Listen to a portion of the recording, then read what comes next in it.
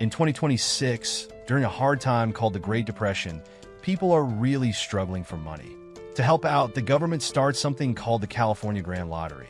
The rule is easy. If someone kills the lottery winner before sunset and doesn't use a gun, they win the money.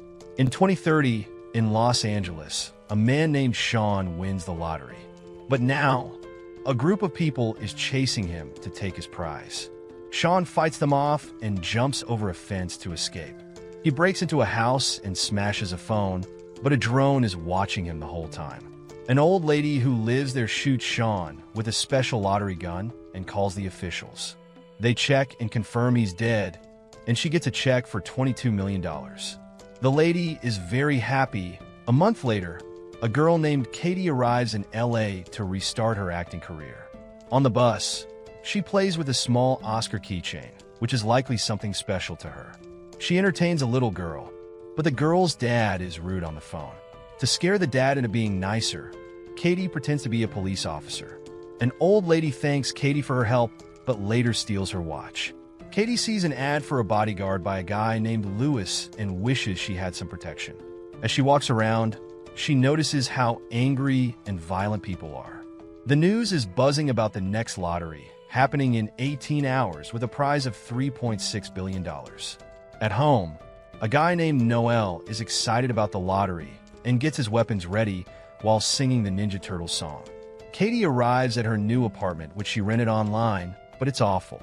Her roommate, Shadi, lied about how nice the place was, and she's super annoying. Shadi's boyfriend, DJ, is rude too, even slapping Katie as a joke when he gives her the keys.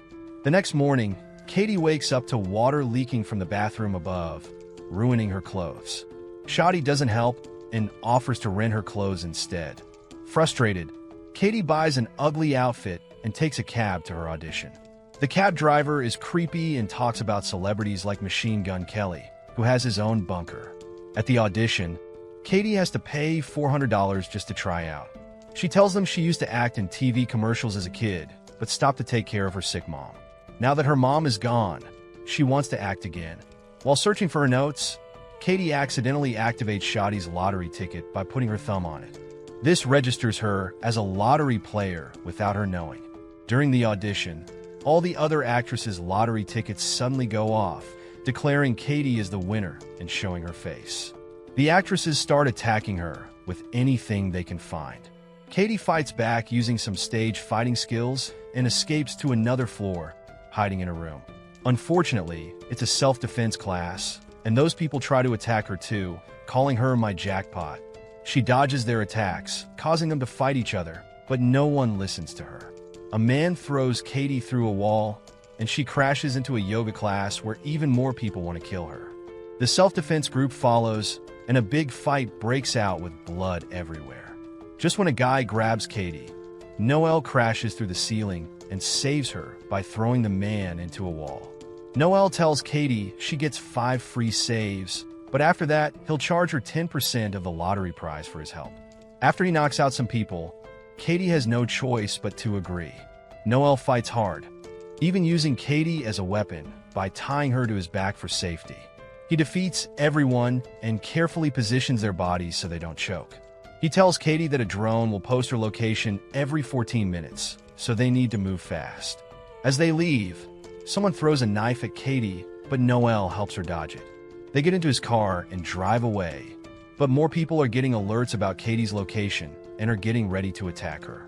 Even an ice cream truck driver leaves the kids to join the chase. Noel explains the lottery rules, and Katie admits she didn't know them because she and her mom only watched movies and baking shows. While driving, people on bikes and ATVs start chasing them. Noel gives Katie a helmet, and they speed up. Someone throws a firebomb at the car, setting it on fire, but Noel keeps driving into an old warehouse where the wind puts out the flames. But they still have to dodge other bikers starting fires. Katie wants to give up, but Noel tells her the only way out is to leave the city. He shoots one biker with a dart and drives in circles to kick up dust, sneaking out of the warehouse without being noticed. Katie is feeling overwhelmed and keeps saying she wants to quit the lottery game. So, Noel agrees to help her and takes her to the nearest quit line. But trouble finds them again when a group of bikers appears and a wild chase begins. One biker jumps into their car, and in the chaos, Katie grabs a knife to defend herself while Noelle fights her off. After a struggle, Noelle knocks the biker out by hitting her with the car mirror and kicks her out while they're still moving. Things get even crazier when another firebomb is thrown at them, forcing Noelle to make a wild move by driving through a wall. Katie, feeling brave, knocks out another biker using her helmet. But their car is too damaged to keep going, and when Katie tries to escape on foot, Noelle stops her. He explains that he won't get paid if she quits, but he wants to help her because he believes in kindness. Suddenly, Katie throws sand in Noelle's face and punches him, making him fix his broken nose. Just then, a police car arrives and Katie runs to the cops for help, but they turn against her too. Noelle steps in to fight them off while Katie makes a run for it. She hides on the street, covering her face with a map, and sneaks into a wax museum. A guard, who doesn't support the lottery, helps her hide among the statues. Katie tries to call her friend Shadi for help, but she realizes Shadi is also involved in the lottery and gets scared.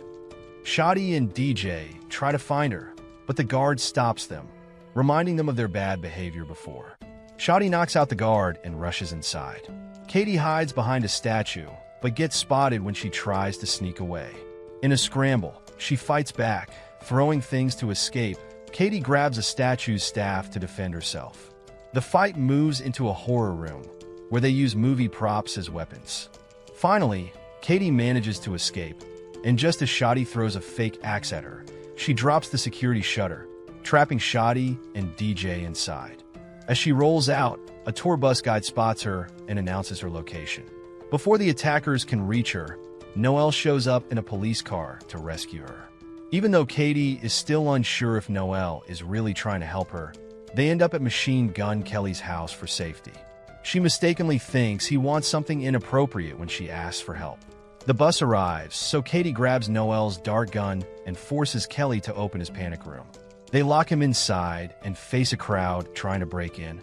Katie still doesn't fully trust Noelle and keeps the gun on him. But as they talk, she opens up about her life and why she became an actress. Katie reveals her struggles with her dad and how her mom's advice keeps her strong. Noelle shares his own story about wanting to save lives while making enough money to continue helping people. Outside, Shadi wakes Kelly and forces him to reveal the panic room code. When it's entered, an Amber Alert goes off, causing chaos. In the confusion, Katie and Noelle manage to escape, but Noelle stops to help an injured person, while guards wait outside for Katie. She insists Noelle comes with her. At the security headquarters, Katie meets Louis, the boss, who mocks Noelle. Katie signs a contract, ensuring Noelle gets a part 2. But as they receive medical care, Noelle becomes suspicious of Louis, realizing he's hiding something. When Louis takes them to a car, Katie insists Noelle should join them, but Louis refuses. In a moment of desperation, Katie kicks Louis in the groin, allowing Noelle to fight back.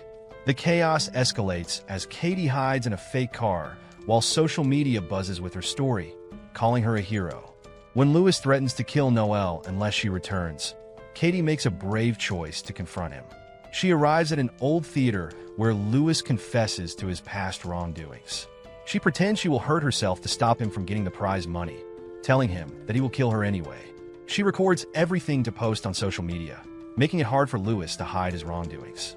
After sharing her difficult life story, she tricks Louis into thinking she'll hand him a gun, but instead kicks him off the stage. The other players turn against Katie and block her exits.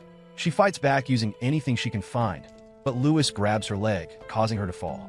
Just then, a police officer tries to help, but Louis pushes him away and continues to fight Katie.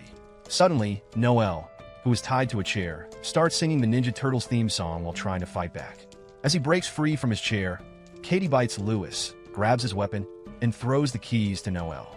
Noelle jumps in to fight Louis, but then Shadi shows up with a katana to challenge Katie. Quick on her feet, Katie disarms Shadi with a headbutt.